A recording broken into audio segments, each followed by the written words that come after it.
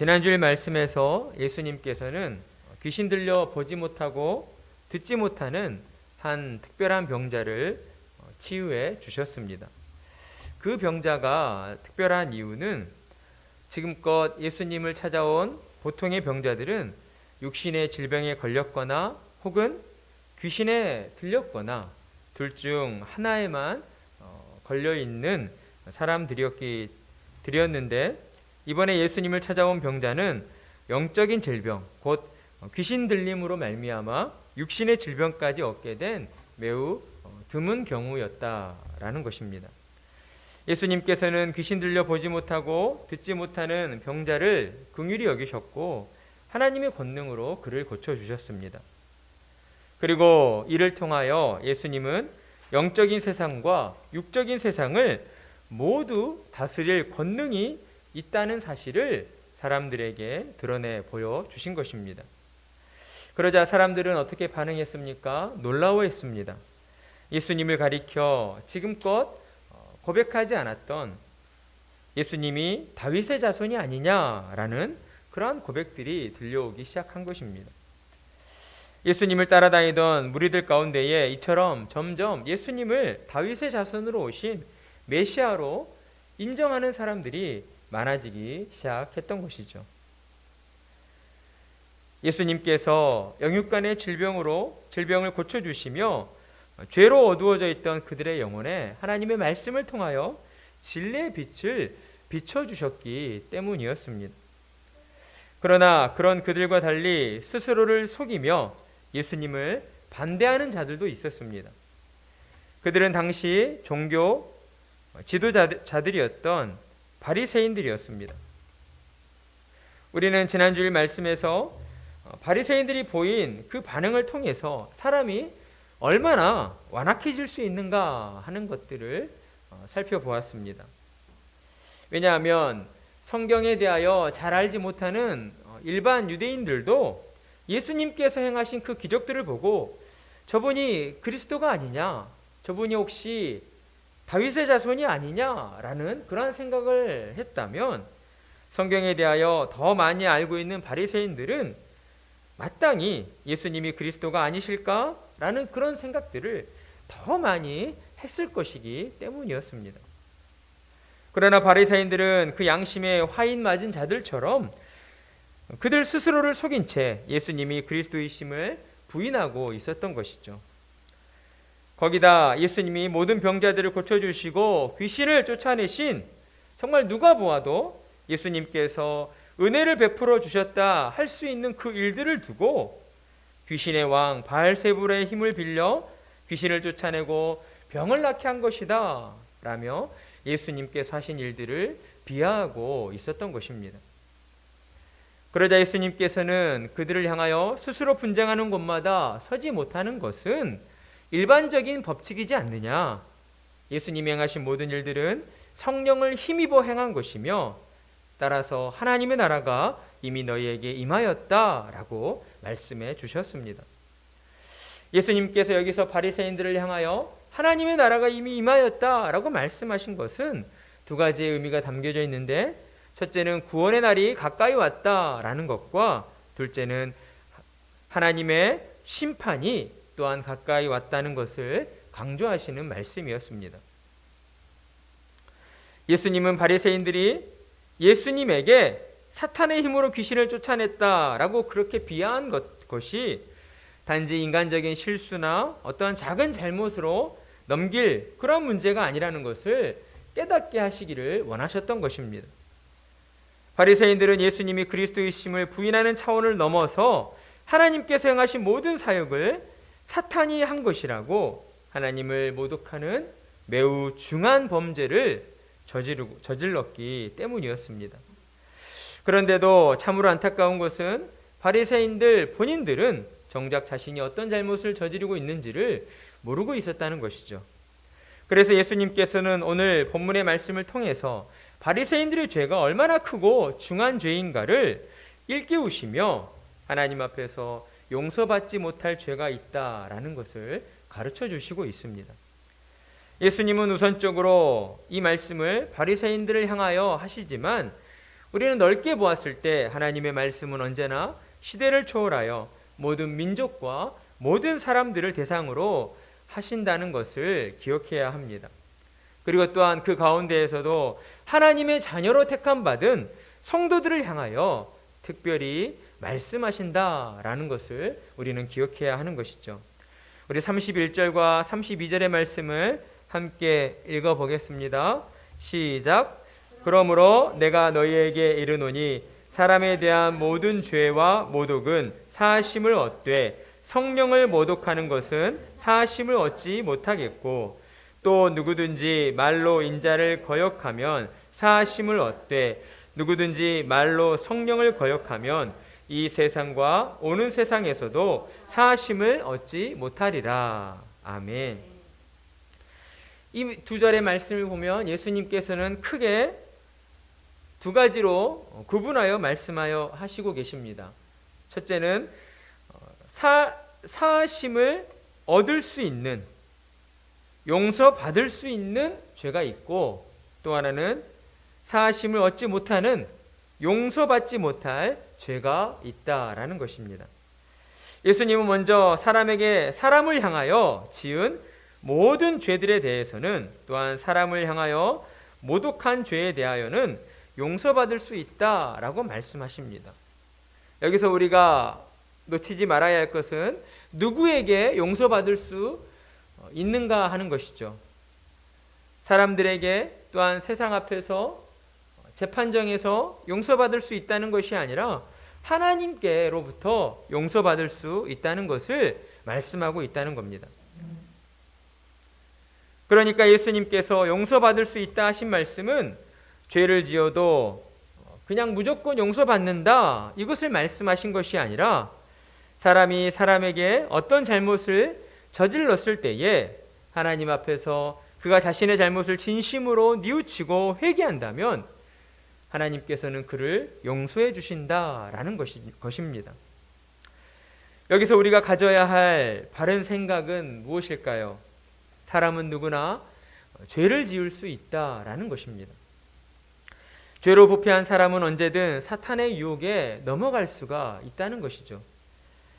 그로 인하여 순간의 감정을 참지 못하고 말로써 사람의 마음에 상처를 주거나 혹은 물리적인 행위로서 다른 사람을 아프게 하고 해치는 그러한 죄를 범할 수 있다는 것입니다.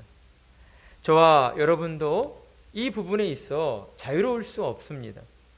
우리도 언제든 죄 가운데 놓일 수 있다라는 것이죠. 제가 이렇게 말씀을 드리는 것은 우리가 그렇게 연약한 존재라는 것을 말씀드리려는 것은 아닙니다.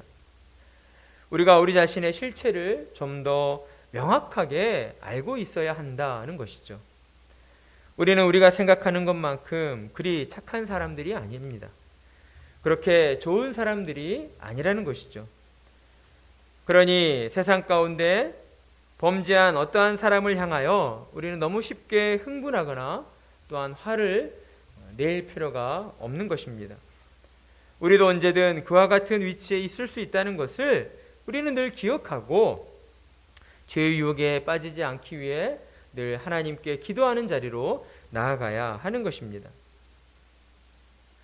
신자에게 있어서 이렇듯 우리 자신이 지금 어떠한 처지에 놓여 있는가를 바로 아는 것은 매우 중요한 일입니다. 왜냐하면 우리도 언제든 사탄의 유혹에 넘어져 죄 지을 수 있다는 사실을 인식하고 있을 때 우리는 우리 자신을 믿는, 우리 자신을 우상시하는 그런 헛된 망상에서 빠져나올 수 있기 때문입니다. 인간의 본질이 죄로 부패한 비참한 처지에 있다는 그 사실을 우리가 바로 알 때에 우리는 하나님을 찾게 되는 것이죠. 오직 하나님의 은혜만을 갈망하게 되는 것입니다. 날마다 하나님 앞에 나아가 죄 용서의 은혜를 구하며 하나님의 도우심이 없이는 단 하루도 살 수 없습니다라고 고백하게 되는 것입니다. 오늘날 한국교회와 신자들이 세상 가운데 빛과 소금의 역할을 온전히 감당하는 그 이유가 무엇인 줄 아십니까? 자신이 죄인이라는 사실을 망각하고 있기 때문입니다. 하나님 앞에서 자신이 죄인이라는 사실을 기억한다면 우리는 언제나 하나님을 먼저 찾게 되어 있습니다. 내 영혼의 문제를 위하여, 내 육신의 문제를 위하여, 내 삶의 모든 문제가 하나님으로 말미암아 해결되어질 수 있다는 것을 우리가 믿기에 하나님 앞에 나와 무릎 꿇게 되는 것입니다. 그런데 우리 자신이 어느 정도는 좋은 사람이라고, 어느 정도는 의로운 사람이라고, 나 정도면 괜찮은 사람이라고, 이런 안일한 생각을 갖고 있기 때문에 우리가 하나님을 찾는 일들이, 하나님께 은혜를 구하는 일들이 점점 줄어들고 있다라는 것이죠. 그런 시간들이 길어지다 보면 어떤 일이 생기겠습니까? 하나님께서 징벌하시는 일들을 우리에게 행하십니다. 우리가 진정으로 하나님을 찾고 구하지 않는다면 그저 세상 가운데 세상 사람들과 별반 다를 바 없는 그런 모습으로 우리가 살아가고 있다면 하나님께서는 우리를 그냥 내버려 두지 아니하시고 우리를 징계하신다라는 것이죠. 하나님께서 매를 드시면 정말 많이 아플 것입니다. 그러니 우리는 영적으로 깨어 있어서 먼저 하나님 앞에 우리 자신이 참으로 연약한 죄인임을 고백하고 하나님의 은혜를 갈망하는 자들이 되어야 하는 것입니다. 이렇듯 하나님의 은혜만을 갈망하며 날마다 죄 용서의 은혜를 구하는 그 자리에서 우리는 비로소 깨닫게 되는 것입니다. 우리의 모든 삶은 참아주시고 용납해주시고 품어주시는 하나님의 사랑 때문에 살아가고 있다라는 것을 말입니다. 그러니 우리는 언제나 겸손하게 우리 자신을 돌아보며 하나님의 은혜만을 갈망하는 자들이 되어야 하는 것이죠.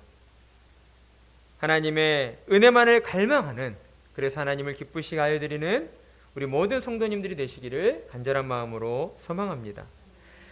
그리고 두 번째로 용서받을 수 없는 죄라고 말씀하신 것은 말로써 인자를 거역하는 죄는 용서받을 수 있다라고 하셨습니다. 말로써 인자를 거역한다는 것은 무엇을 의미하고 있습니까? 예수님의 가르침을 믿지 못하고 예수님을 모욕하고 비난하는 죄라고 할 수가 있습니다. 그러나 그것들보다는 예수님께서 하나님의 아들로 이 땅에 오신 그리스도라는 사실을 그의 입술을 통해서 믿음으로 고백하지 않고 부인하는 그 죄라고 할 수가 있는 것입니다. 예수님은 이러한 죄에 대하여는 용서받을 수 있다라고 말씀해 주셨습니다. 그러나 이와 반대로 용서받지 못할 죄도 있는데 그것은 성령을 모독하는 죄와 말로 성령을 거역하는 죄입니다. 용서받지 못하는 두 가지 죄는 모두 성령님을 대상으로 하고 있다는 것을 우리는 기억해야 합니다. 그런데 우리는 여기서 한 가지 의문점을 갖게 되는 것이죠. 왜 예수님은 자신을 향해 지은 죄에 대해서는 용서받을 수 있다 하시고 성령님을 향해 지은 죄에 대해서는 용서받을 수 없다라고 하신 것일까 하는 겁니다. 왜 그러셨을까요? 우리는 그 이유를 알기 위해서 31절에 그러므로로 시작하는 그 말씀의 원인이 되어지는 30절의 말씀을 살펴볼 필요가 있습니다. 우리 30절의 말씀을 함께 읽겠습니다. 시작. 나와 함께 아니하는 자는 나를 반대하는 자요 나와 함께 모으지 아니하는 자는 해치는 자니라. 아멘. 예수님께서는 당신의 모든 사역들이 귀신의 왕 바알세불의 힘을 빌려 행한 것이라고 그렇게 비하했던 바리새인들을 향하여서 28절 말씀을 통하여 내가 귀신을 쫓아내고 병든 자를 고치게 된 그 모든 일들은 오직 성령의 일하심을 통해 이루어진 것이다 라고 분명하게 말씀을 하셨습니다. 그렇다면 예수님이 성령의 역사로 그 같은 이적을 행하신 그 이유는 무엇 때문이었을까요? 30절에 나온 말씀처럼 사람들을 나와 함께하는 자로 곧 예수님을 믿고 따르는 자가 되도록 하기 위함이었고 또한 나와 함께 모으는 자로 곧 복음을 전하여 사람들을 하나님께로 모으는 제자의 삶을 살도록 하시기 위해서였다라는 것을 우리는 확인해 볼 수 있습니다. 따라서 성령님이 행하시는 일은 무엇입니까? 예수님을 믿게 하는 것과 믿게 된 자들로 하여금 예수님을 본받아 예수님의 제자가 되게 하는 것이었다라는 겁니다. 예수님이 성령을 모독하는 죄와 말로 성령을 거역하는 죄는 용서받지 못한다 하신 것은 예수님이 승천하신 후에 오순절날 강림하신 성령께서 앞으로 행하실 일들, 곧 믿음을 주시고 회개하게 하시고 예수님을 구주로 고백하게 하시고 그로 말미암아 한 영혼을 구원하여서 하나님의 나라로 인도하는 그 영혼 구원의 일들을 회방하는 죄에 대해서는 결코 용서받을 수 없다라고 말씀하신 것이었다는 겁니다. 여기에는 한 가지 중요한 전제 조건이 붙어 있습니다. 그것은 모르고 지은 죄는 용서받을 수 있지만 알고 지은 죄는 용서받을 수 없다는 것이죠. 특히 예수님이 행하신 수많은 이적들과 가르침을 직접 보고 들은 자는 그의 마음 가운데에 분명한 확신이 없을지라도 그것이 성령의 역사를 통하여 이루어졌다는 것을 그는 이미 알고 있다라고 할 수 있기 때문입니다. 바리새인들이 그러했다라는 것이죠. 그들은 예수님께서 보여주신 수많은 이적들과 하나님의 말씀을 밝혀 깨닫게 하시는 그 진리의 말씀을 통하여서 그들의 마음 깊은 곳에서는 이 모든 일들이 하나님의 역사로 말미암아 이루어진 일이라는 것을 그들이 이미 알고 있었다라는 겁니다. 그럼에도 불구하고 바리새인들은 성령을 거역하고 성령을 모독하는 죄를 저질렀던 것이죠. 그들은 스스로 자신들이 용서받지 못할 죄인임을 하나님과 사람들 앞에서 인정하는 것과 같았습니다. 이를 두고 히브리서 기자는 히브리서 6장 6절에서 타락한 자들은 다시 새롭게 하여 회개하게 할 수 없나니 이는 그들이 하나님의 아들을 다시 십자가에 못 박아 드러내놓고 욕되게 함이라 라고 말씀하고 있습니다. 성경은 바리새인들과 같은 자들을 타락한 자들이라고 말하며 그들을 다시 회개하게 할 수 없다라고 우리에게 말씀하고 있는 것입니다. 이유가 무엇입니까? 그들이 하나님의 아들이신 예수님을 다시 십자가에 못 박아 욕되게 하였기 때문입니다. 여러분, 예수님께서 십자가에 못 박히신 것이 얼마나 영광스럽고 거룩한 일이신 줄 아십니까? 예수님은 하나님의 아들로서 당신의 몸을 십자가 위에서 찢으심으로 그 한 번의 피 흘리심과 죽으심을 통하여 과거와 현재와 미래에 존재하는 모든 하나님의 택한 백성들의 죄를 하나도 남김없이 씻겨 주신 것입니다. 그런데 그 예수님을 다시 십자가에 못 박는다. 그것은 있을 수 없는 일이다라는 것이죠. 그들이 이처럼 예수님을 다시 십자가에 못 박아 욕되게 했다는 것은 그들이 하나님께로부터 진리를 아는 지식을 받았음에도 불구하고 그들이 의도적으로 예수님을 거부하고 모욕하는 죄를 저질렀다라는 것입니다.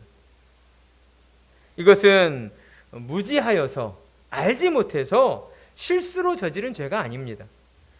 그들은 진리를 아는 지식을 하나님께로부터 들었습니다. 그런데 그 지식을 가지고 하나님의 뜻대로 살고자 한 것이 아니라 하나님과 그리스도를 멸하려는 그러한 악의를 가지고 고의적으로 행한 것이었다라는 것이죠. 그러니 그들은 진실로 자신의 잘못을 뉘우칠 마음이 조금도 없는 자들이라고 할 수가 있는 것입니다. 따라서 우리는 이 부분에서 또 한 가지의 사실을 깨달을 수 있습니다. 그것은 진리의 가르침을 받고 신앙의 고백을 한 사람이라 할지라도 그가 나중에 신앙에서 벗어나 하나님의 원수가 되어 교회와 신자들을 박해할 수 있다는 것입니다. 그가 마음으로는 성령의 역사인 것을 알면서도 하나님의 종들과 교회를 무너뜨리기 위하여 스스로를 속이고 이것은 사탄의 일이다, 사탄의 역사라고 그렇게 말할 수 있다라는 것입니다. 그렇다면 우리는 또 한 가지 의문을 갖게 됩니다. 그들은 처음에 신앙을 고백했는데 그것은 과연 무엇이었습니까? 그들이 처음에는 예수님을 믿었지만 시간이 지나면서 그 마음이 변질되어 나중에 예수님을 불신하게 된 것입니까? 정답은 그렇지 않다입니다. 왜냐하면 믿음이라는 것은 우리의 의지로 말미암아 우리 안에서 생겨난 것이 아니기 때문입니다. 하나님께서 우리의 영혼 가운데에 믿음을 선물로 주셨기 때문이죠. 하나님이 우리에게 주신 것에 그 어떠한 흠이나 실수나 오류가 있을 수 없다라는 것입니다. 그렇다면 우리는 그들을 어떻게 바라보아야 합니까? 그들은 처음부터 예수님을 믿지 않는 자들이었습니다. 예수님을 믿는 척 거짓 신자 행세를 하고 있었다라는 것이죠. 머리로는 하나님의 말씀인 성경을 많이 알고 있지만 실상 그들은 하나님이 알게 하신 그 진리를 가지고 사탄의 종이 되어 주님의 몸된 교회와 하나님의 택한 백성들을 미혹하고 넘어뜨리려 하는 하나님의 원수들이었다라는 것입니다. 따라서 우리는 주님의 말씀 앞에서 언제나 경성하는 자세를 가져야 합니다. 경성한다는 것은 정신을 차리고 죄를 범하지 않도록 주의해야 한다라는 것입니다. 사탄에게 틈을 내주지 않기 위하여 우리는 늘 영적으로 깨어 있어야 하는 것입니다. 그러니 성도는 우리의 감정에 이끌려 쉽게 흔들려서는 또한 안 됩니다. 어떠한 고난과 어려움 속에서도 하나님께서 나를 하나님의 자녀 삼아 주셨고 내게 약속의 말씀을 주셨으니 나는 그 약속의 말씀을 붙잡고 하나님만 믿고 의지하며 살아가야 한다는 그러한 굳은 믿음의 자세를 가져야 하는 것입니다. 그러기 위해서 우리는 우리에게 주어진 시간들 속에서 경건의 훈련에 힘쓰는 자들이 되어야 하는 것이죠. 가만히 있는다 하여서 우리의 믿음이 더욱 견고해지는 것이 아닙니다. 우리의 믿음 또한 어린아이가 태어나 어른으로 자라가는 것과 같이 초신자의 믿음에서 우리가 하나님의 말씀을 듣고 가르침받고 우리가 그 말씀에 순종하려고 애쓰고 노력하는 그 과정들을 통하여 조금씩 주님을 닮은 그러한 성숙한 신앙의 모습으로 자라가게 되기 때문입니다. 말씀과 기도를 통해서 하나님과 더욱 친밀한 교제의 자리로 나아가야 하고 그를 통하여 우리는 영적 분별력을 가지고 성령의 역사와 사탄의 유혹을 분별해낼 줄 알아야 하는 것입니다. 그래서 우리 가운데 일하시는 성령의 역사하심을 통해 성령의 열매들을 많이 맺어가는 그러한 믿음의 자녀들이 되어야 하는 것이죠. 또한 나 혼자만이 아니라 나와 함께하는 모든 믿음의 지체들이 주님이 세우신 교회를 통하여 더 많은 성령의 열매가 맺어지기를 우리는 간절한 마음으로 간구해야 하는 것입니다. 예수님과 함께하며 성령의 열매를 맺는 그 사람은 그 마음이 언제나 올곧은 마음일 수밖에 없습니다. 예수님이 함께 하시기에 그 마음에 여러 가지 굴곡이 있을 수 없는 것이죠. 그러니 언제나 주님만을 바라보며 주님만을 향하여 나아가게 되어 있습니다. 이와 관련해서 예수님께서는 바리새인들을 향하여 33절의 말씀으로 나무도 좋고 열매도 좋다 하든지 나무도 좋지 않고 열매도 좋지 않다 하든지 하라. 그 열매로 나무를 아느니라 라고 말씀하셨습니다. 이 말씀은 무엇을 의미하고 있는가? 예수님께서 지금껏 질병을 고쳐주시고 귀신을 쫓아내주신 그 일들의 열매가 너희들이 볼 때에 과연 선한 일이었다면, 선한 열매였다면 마땅히 그 열매를 맺게 하신 나무이신 예수님을 향하여서도 선한 분이라고 고백하는 것이 당연한 것 아니겠느냐라고 말씀을 하신 것입니다. 그러나 바리새인들의 그 마음은 올곧지 못했습니다. 바리새인들의 마음은 꼬불꼬불 꼬여 있었던 것이죠. 분명 그들의 눈으로는 예수님이 맺어주신 그 선한 열매들을 보았음에도 불구하고 자신의 마음으로부터 예수님이 느끼게 하여 주신 그 선한 열매가 무엇인가를 느꼈음에도 불구하고 베베 꼬여 있는 바리새인들의 마음은 예수님을 향하여 좋은 분이시다, 선한 분이시다 말을 하지 않았던 것입니다. 우리들도 간혹 이런 경험을 할 때가 있습니다. 어떨 때 그렇습니까? 친한 친구가 어떤 좋은 일을 했을 때, 무언가를 잘 해냈을 때에 우리는 그 친구를 향하여 친구야 너 참 잘했다, 내가 박수친다, 격려한다, 축하한다, 이런 말들을 쉽게 내뱉을 수가 없는 그런 모습을 볼 때가 있다는 것이죠. 왜 그렇습니까? 우리 마음 가운데에 그 친구가 다른 친구들에게 칭찬받고 인정받는 것이 뭔가 불편하기 때문입니다. 우리는 그것을 시기 또는 질투라고 이야기를 하죠. 우리는 분명 좋은 일이라는 것을 알아요. 우리 가정 안에서도 그런 일들이 참 많이 일어납니다. 우리 자녀들 간에도 같은 자녀이지만 또 서로 간에 은연중에 경쟁하면서 동생이 무언가를 잘했다 싶으면 마음 가운데 괜한 어떤 시기심이 일어나는 거죠. 그래서 말로 한번 동생이 잘한 일을 이렇게 깎아내립니다.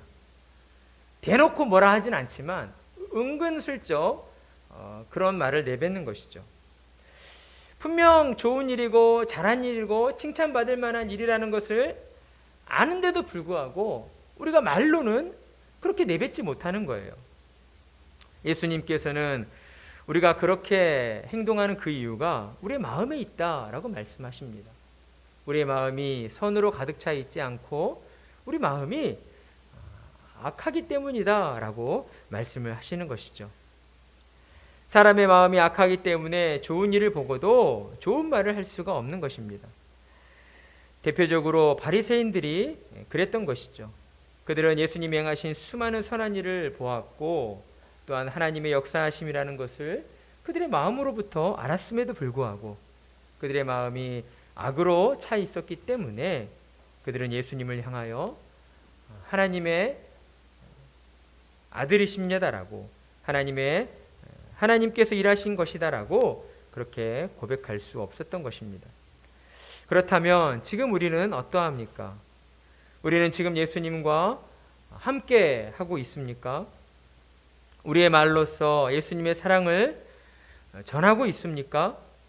예수님의 선하심이 우리의 말과 행동을 통하여 열매 맺어지고 있느냐 하는 것입니다. 우리는 이 시간 주님의 엄중하신 이 말씀 앞에서 정직하게 우리 자신을 돌아보아야 합니다.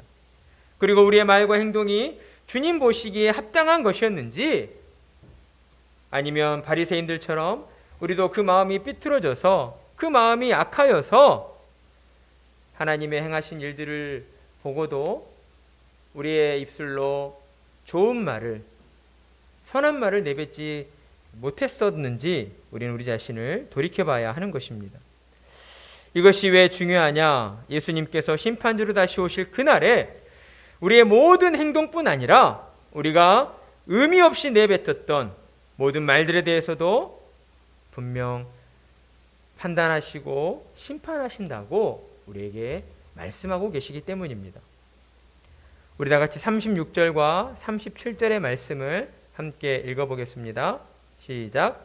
내가 너희에게 이르노니 사람이 무슨 무익한 말을 하든지 심판날에 이에 대하여 신문을 받으리니 내 말로 의롭다함을 받고 내 말로 정죄함을 받으리라. 아멘. 이 구절의 말씀은 기독교 역사 가운데 많은 선한 양심을 가진 신자들의 마음에 큰 찔림과 아픔을 주었던 말씀이기도 합니다. 그러나 분명한 것은 예수님께서 그저 허투루 지나가는 말로 이렇게 말씀하시지 않았다라는 것이죠.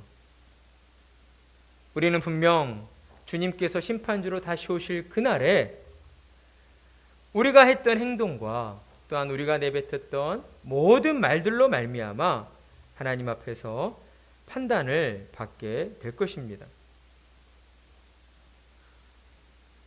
그러니 우리는 주님의 이 말씀을 마음 깊이 새기고 또한 경성하며 어떻게 하면 하나님 앞에 의롭다함을 받을 수 있을까? 과연 무엇이 하나님 앞에 의롭다함을 받을 만한 그러한 말들이 되는 것일까? 그런 생각들을 가지고 우리는 더욱 하나님의 말씀에 집중해야 하는 것입니다. 주님께서 의롭다 하시는 말은 어떤 것일까요? 그것은 바로 하나님 앞에서 우리가 죄인됨을 고백하고 모든 순간 하나님의 은혜만을 간구하며 예수님만이 내 삶의 주인이시며 나의 모든 것 되신다는 그러한 믿음의 고백을 드리는 것이다 라는 것입니다. 하나님께서는 우리의 입술에 진실한 고백을 기뻐하시는 분이십니다. 하나님께서는 세상적인 기준으로 외모로서 우리를 판단하시고 평가하시는 분이 아니라는 것이죠. 어떠한 신자들은 하나님을 믿고 섬긴다는 것을 잘못 오해하여서 내가 더 많이 봉사하고 내가 더 많이 헌금하고 내게 있는 것들을 더 많이 드리면 하나님께서 나를 더 많이 기뻐하시고 내게 더 많은 좋은 것들을 베풀어 주실 것이라고 그렇게 믿고 계시는 분들이 있다는 것이죠. 물론 열심히 있는 마음을 가지고 하나님을 섬기는 것을 하나님이 싫어하실 수가 없습니다. 당연히 하나님이 기뻐하시는 것이죠. 그러나 중요한 것은 내가 기준이 되어서 내가 이렇게 했을 때에 하나님이 내게 좋은 것들을 빠져 있지만 당연히 베풀어 주신다. 이 당연히를 빼겠죠. 당연히, 근데 그 당연히는 내 마음에 품고 있는 거예요. 그러니 겉으로는 잘 모르는 것이죠. 그런데 그러한 신앙은 결코 하나님 앞에서 바른 신앙일 수가 없다라는 것입니다. 하나님이 무엇보다 우리를 통하여 원하시는 것은 우리의 진실한 마음입니다. 언제나 하나님 앞에 우리 자신을 정직하게 드러내고 내가 이렇게 참 부족하고 연약한 자입니다. 하나님 도와주십시오.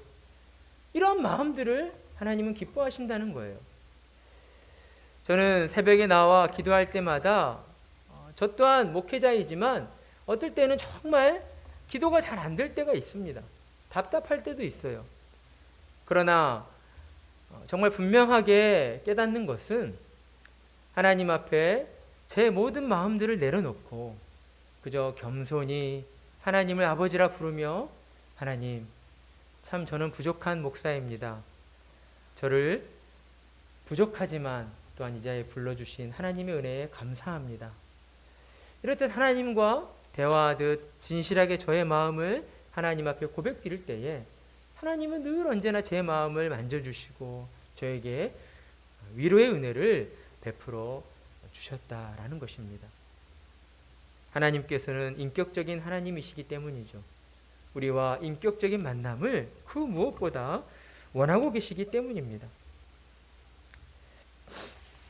그러니 우리는 언제나 진실된 마음을 원하시는 하나님 앞에 나아가 우리 아버지 되시는 하나님 앞에 우리의 마음을 내어드리고 보여드리고 하나님께 은혜를 구해야 하는 것입니다. 하나님의 은혜 없이는 도무지 살 수 없습니다 라고 고백드려야 하는 것이죠. 우리 안에 선을 쌓아 선한 성령의 열매를 맺는다는 것은 우리 자신이 더욱 온전히 하나님을 믿고 의지하며 주님을 본받아 제자로 살아가는 것이다 라고 할 수가 있습니다. 그러할 때 우리의 말과 행동은 주님이 기뻐하시는 모습으로 변화되어 가는 것입니다. 우리 시간 함께 고백드렸으면 좋겠습니다. 우리 가슴에 손을 얹고, 이런 걸 잘하면 별로 좋진 않을 수도 있는데 가슴에 손을 얹고 저를 통하여 주님이 역사하실 줄 믿습니다.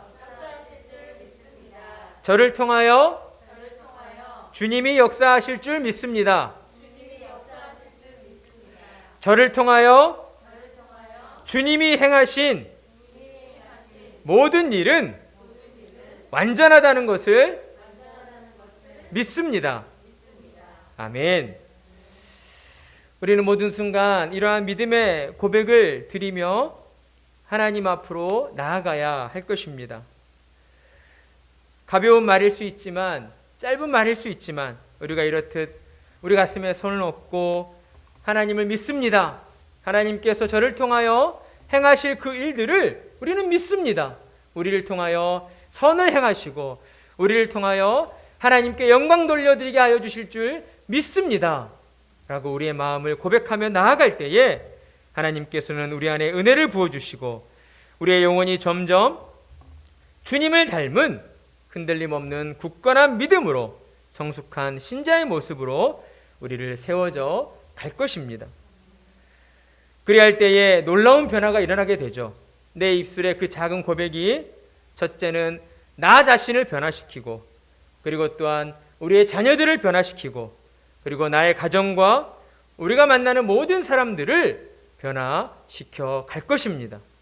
사랑하는 성도 여러분, 하나님의 일하심을 믿으십시오. 여러분을 통하여 일하시기를 하나님은 오늘도 간절히 소원하고 계십니다.